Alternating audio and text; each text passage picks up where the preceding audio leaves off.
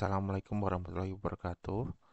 Kembali lagi dengan saya, Korlam Sugiono. Apakah bekerja sebagai ilustrator itu bisa mencukupi?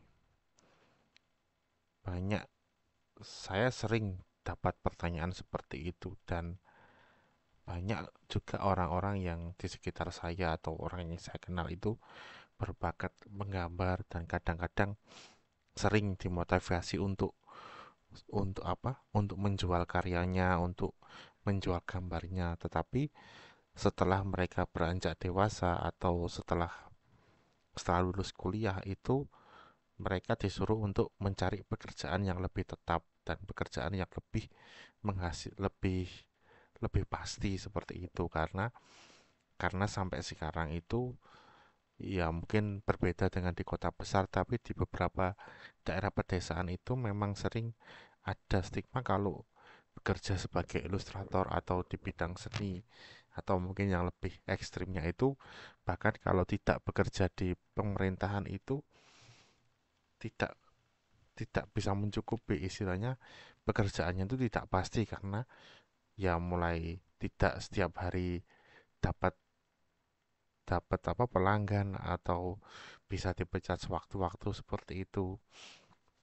Tapi apakah sebenarnya terlepas dari semua itu, apakah sebenarnya menjadi ilustrator itu bisa untuk hidup sehari-hari? Ya jawabannya yang benar itu adalah iya. Memang iya bisa untuk mencukupi kehidupan sehari-hari. Tetapi untuk bisa sampai di titik itu butuh butuh kerja keras yang sangat besar dan ekstra karena tingkat kesulitannya untuk menjadi ilustrator itu lebih tinggi daripada pekerjaan-pekerjaan yang lain. Bukan berarti pekerjaan-pekerjaan yang lain itu lebih gampang, tetapi karena istilahnya ketika kamu ketika kamu sekolah di bidang seni, mungkin di seni murni atau mungkin pendidikan seni atau desain komunikasi visual TKV itu tidak selalu menjamin kamu bisa bisa menjadi ilustrator atau seniman yang baik karena sekali lagi yang tetap tetap butuh kerja kerja keras dan juga marketing skill yang bagus. Selain itu juga butuh manajemen waktu dan manajemen keuangan yang baik. Lalu untuk pekerjaan sebagai ilustrator sendiri itu bagaimana? Apakah lapangan pekerjaannya itu ada banyak? Ya kalau dibilang banyak atau tidaknya ya sangat sangat banyak sekali tergantung dari kreativitas Anda untuk mencari pekerjaan itu sendiri. Kalau gampangannya setiap pekerjaan itu sudah punya peluang sendiri-sendiri tergantung bagaimana cara seseorang itu menjual atau marketing atau brandingnya seperti apa. Kalau untuk salah satu keunggulan apa masuk ke sekolah seni sendiri itu adalah selain dapat pelajaran yang ter terawasi oleh guru, belajar yang terawasi oleh guru sehingga tidak perlu trial dan error yang ekstrim. Salah satu keuntungannya itu adalah memiliki networking yang bagus dan itu adalah salah satu titik vitalnya yang penting. Tetapi kalau untuk pekerjaan sebagai ilustrator sendiri itu banyak. Beberapa yang bisa saya contohkan sendiri itu adalah satu yaitu bekerja di studio studio seni atau pokoknya art studio lah mungkin yang bisa berhubungan dengan game, ilustrasi atau bahkan animasi. Di Indonesia sendiri itu sudah ada banyak studio-studio yang bergerak di bidang industri kreatif seperti yang Agate, terus Kisah Entertainment yang ada hubungannya dengan webtoon, Ubud Studio yang sering masuk di kreditnya anime-anime dan juga mau bikin studio, dan bahkan yang salah satu hasil karyanya itu yang sudah masuk ke pasar internasional, yaitu A Space for the Unborn yang ada di Steam. Jadi istilahnya industri kreatif di Indonesia itu sendiri sudah sangat berkembang jauh daripada dulu. Jadi kalau mau bilang apakah lapangan pekerjaannya sempit atau tidak, itu semakin banyak, tetapi di sisi lain persaingannya juga juga semakin ketat. Seperti itu. Tapi dari dulu memang untuk hal-hal seperti itu tuh memang persaingannya ketat. Dan kalau begitu, apakah untuk menjadi ilustrator yang bagus atau ilustrator yang berkecukupan itu membutuhkan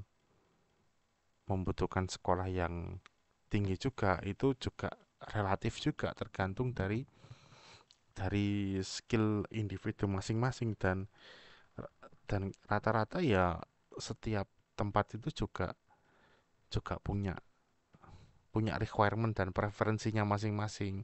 Tetapi untuk apply di perusahaan, di studio atau perusahaan, memang lebih diutamakan yang punya gelar sesuai dengan sesuai dengan bidangnya itu. Itu pertama tadi yang saya bahas itu adalah tentang di studio industri kreatif. Lalu kita juga bisa bekerja di perusahaan sebagai ilustrator, mungkin ilustrator perusahaan, karena perusahaan seperti apapun itu juga juga selalu butuh ilustrasi. Kalau salah satu yang saya dulu pernah pernah pernah masuk itu di industri koran, dan di koran sendiri kan juga meskipun yang diutamakan foto, mereka kan juga satu itu butuh butuh butuh layouter, itu juga ada yang orang yang kerjanya untuk apa, ngatur layout, ngatur ngatur kata-kata, ngatur ngatur supaya kata-katanya tertata rapi, atau mungkin nambahkan sesuatu, mengurangi sesuatu, biar biar kata-katanya itu pasti pasti halaman. Itu untuk layouter. Yang kedua juga masih membutuhkan ilustrasi, dan untuk di ilustrasi di koran itu pekerjaannya juga relatif relatif berat. Mengapa saya bilang relatif berat? Oh, bukan relatif lagi, tapi sangat sangat berat. Yaitu karena karena kadang-kadang, ya, kalau kalau gambarnya kadang-kadang di satu deadline itu, di satu di satu hari itu kadang-kadang ada peristiwa yang butuh ilustrasi bisa sampai 5 dan 6, dan itu kadang-kadang harus diselesaikan dalam satu malam. Rata-rata kalau di industri koran itu siang cari berita, dan sore nanti itu menulis beritanya, dan tidak boleh di atas jam 12 malam karena itu biasanya sudah distribusi. Jadi kadang-kadang itu jam jam 8, jam 9 itu berita harus harus masuk, dan ilustrator itu dikasih waktu 2 atau 3 jam tergantung berita yang butuh butuh digambar, dan kadang-kadang itu dalam satu waktu itu bisa gambar sampai 5-6 gambar, sehingga kadang-kadang mereka membutuhkan teknik sendiri yang berbeda dengan ilustrasi di untuk studio-studio kreatif, karena memang butuh butuh gambar cepat dan bisa dikomunikasikan dengan baik, seperti itu.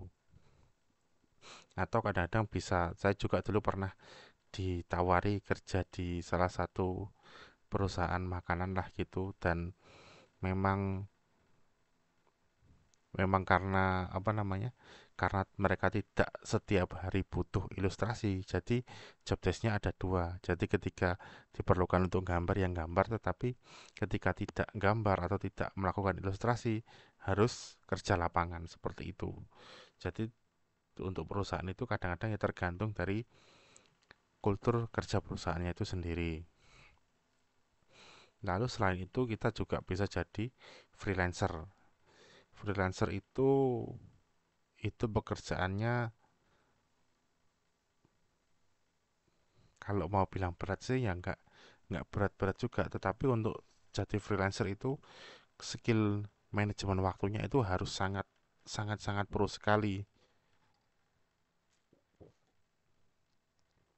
Dan kerja freelancer itu kalau bekerja secara profesional itu kita tidak bekerja untuk satu kali gambar selesai, satu kali gambar selesai, karena kadang-kadang kontrak kerja itu bisa bisa per project atau per buku. Jadi anggap saja kalau ada project menggambar dan butuh ilustrasi selama butuh ilustrasi, anggap aja 10 ilustrasi saja, kita harus menggambar 10 10 gambar.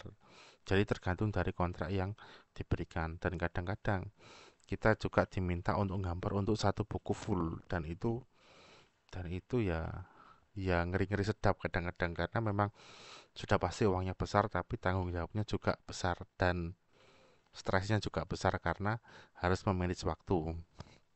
Karena kadang-kadang kalau untuk satu buku itu kadang-kadang kalau dihandle oleh dua atau tiga ilustrator itu kadang-kadang tidak bisa, karena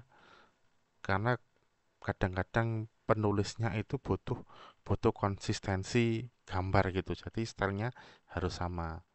Berbeda kalau Yu-Gi-Oh yang punya punya apa namanya? Punya kayak semacam guideline untuk ilustrasinya seperti apa. Tetapi kalau di di buku-buku itu kadang-kadang kan tidak punya seperti itu dan tidak punya sumber daya yang cukup untuk minta seperti itu.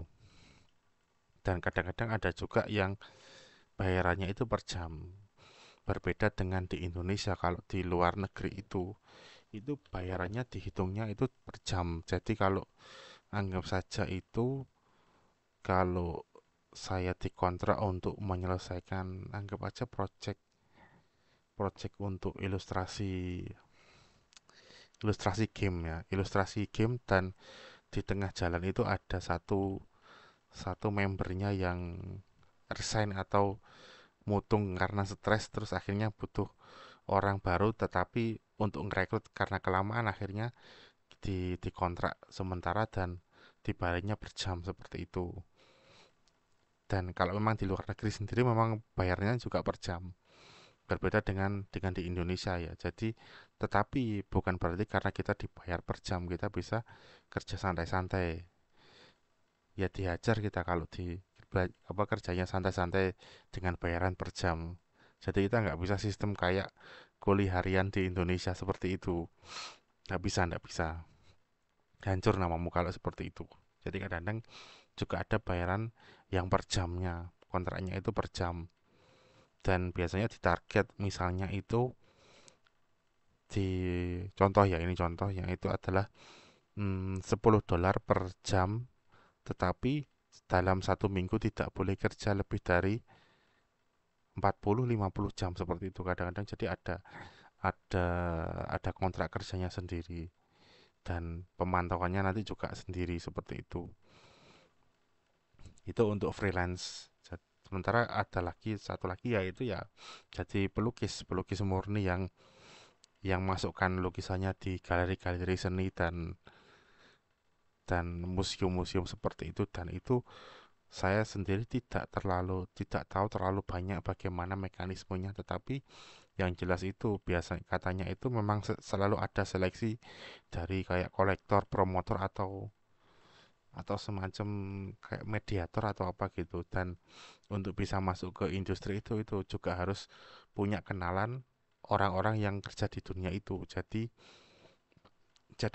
skill sosialisasi dan negosiasimu juga harus harus tinggi di sini. Dan selain itu juga harus harus punya skill menggambar yang benar-benar bisa memuaskan para juri atau orang-orang yang terlibat di dalamnya itu.